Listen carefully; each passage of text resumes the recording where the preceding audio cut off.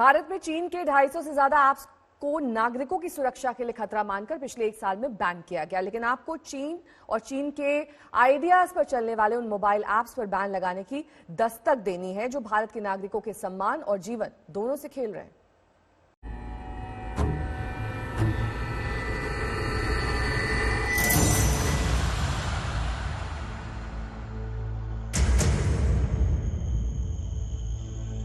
एक गांव, कैमरा घूमता है, भीड़ लगी है, टेंट लगा है, कैमरा और घूमता है, हर तरफ बैठे हुए लोग हैं। यहाँ कोई जश्न की तैयारी नहीं, ये मातम का गांव है।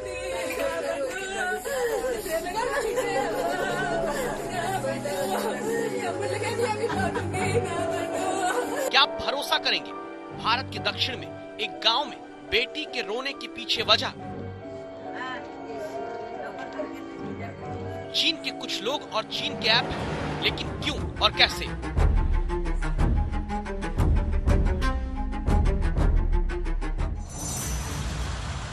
अब दूसरी तस्वीर देखिए, पिता अपनी बहू को संभाल रहे हैं, बेटे ने जान दे दी, पूरा परिवार बिखर गया।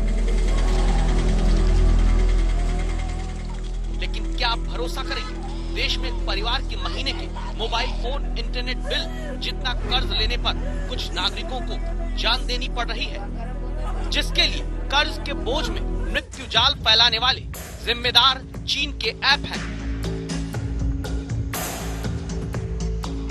कल जो फॉरेन नेशनल हमने अरेस्ट किए हैं वो चाइनीज हैं। चीनी ऐप से कर्ज का मृत्यु जाल कुछ ऐसा है जो चंद मिनट में लोन देंगे, 1500-2000 का छोटा कर्ज बांटेंगे, कोई इनकम प्रूफ नहीं मांगेंगे, छोटी समय सीमा का कर्ज तुरंत खाते में डालेंगे, समय पर नहीं भरा तो कई गुना पेनल्टी लगाएंगे, कर्ज भरने के लिए दूसरे ऐप से आप लोन लेंगे, किस्त नहीं दी तो लोन लेने वाले की फोटो सार्वजनिक हो जाएगी, आपकी कॉन्टैक्ट लिस्ट में नंबर निकालकर आपको बदनाम करने लगेंगे। परेशान होकर कर्ज लेने वाला जान दे रहा है।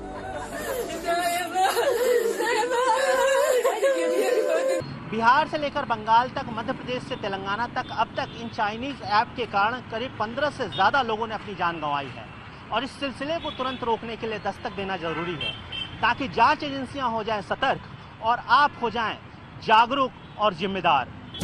क्योंकि जिस परिवार को अभी आप अपनी टीवी स्क्रीन पर रोते हुए देख रहे हैं, ये 36 साल की मोहन के परिजन हैं। कौन मोहन? जिन्होंने दावा है सिर्फ 10,000 रुपए का कर्ज अचानक कुछ जरूरत पड़ने पर एक इंस्टेंट लोन ऐप यानी तुरंत कर्ज देने वाले एक चीनी ऐप के जरिए लिया, लेकिन फिर उस कर्ज को चुकाने के नाम पर चीनी कंपनी के मृत्यु जाल में उलझकर फांसी लगाने को मजबूर हो गए। अब तक की तफ्तीश में पुलिस के मुताबिक Cash Mama, Loan Zone, Dhanadhan Loan, Cash Up, Cash Bus, Mera loan ऐसे 50 से ज्यादा चाइनीज ऐप कर्ज के नाम पर बहुत बड़ी मुसीबत बांट रहे हैं। ऐसे ही एक चाइनीज ऐप से मोहन ने भी कर्ज लिया। ऐप स्टोर से डाउनलोड होने वाले ज्यादातर चाइनीज ऐप चंद मिनट की प्रक्रिया के बाद तुरंत 1500 से 50,000 तक का लोन देते हैं। कर्ज भरने की मियाद 7 दिन से कुछ महीनों के भीतर तक की होती है, लेकिन ये ऐप एक दिन के हिसाब से कई गुना ब्याज वसूल कर किसी की जरूरत का फायदा गैर कानूनी तरीके से उठा रहे हैं। ऐसे मोबाइल ऐप एक दिन किश्त न चुकाने पर 3,000 रुपए तक की पेनल्टी लगा रहे हैं। जैसे मोहन तय वक्त पर किस्त नहीं भर पाए तो सोचिए उनके साथ क्या कुछ किया गया कि उन्हें जान देनी पड़ी। ये सच अब आप हैदराबाद पुलिस की एसीपी शिखा गोयल से जानिए। जब आप रीपेमेंट, आपका शेड्यूल शुरू होता है और अगर आप वो रीपेमेंट नहीं करते हैं तो कॉल सेंटर्स एस्टैब्लिश किए गए हैं। जैसे हम लोगों ने 2 कॉल सेंटर हैदराबाद में, 2 गुरुग्राम हरियाणा में और 2 बैंगलोर में इन कंपनीज के हम लोगों ने आइडेंटिफाई किए और उन पे रेड किया, और जिसमें करीब 2000 एम्प्लॉई काम करते हैं।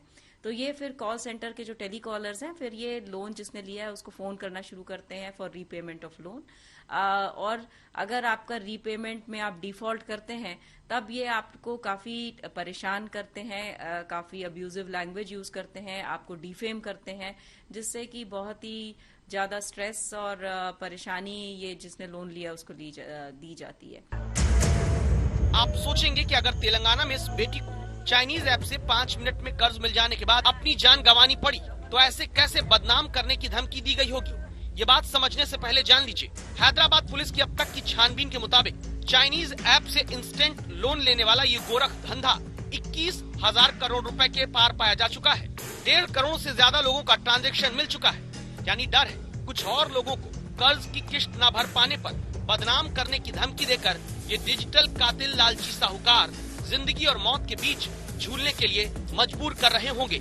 आशीष पांडे, हैदराबाद, आज तक।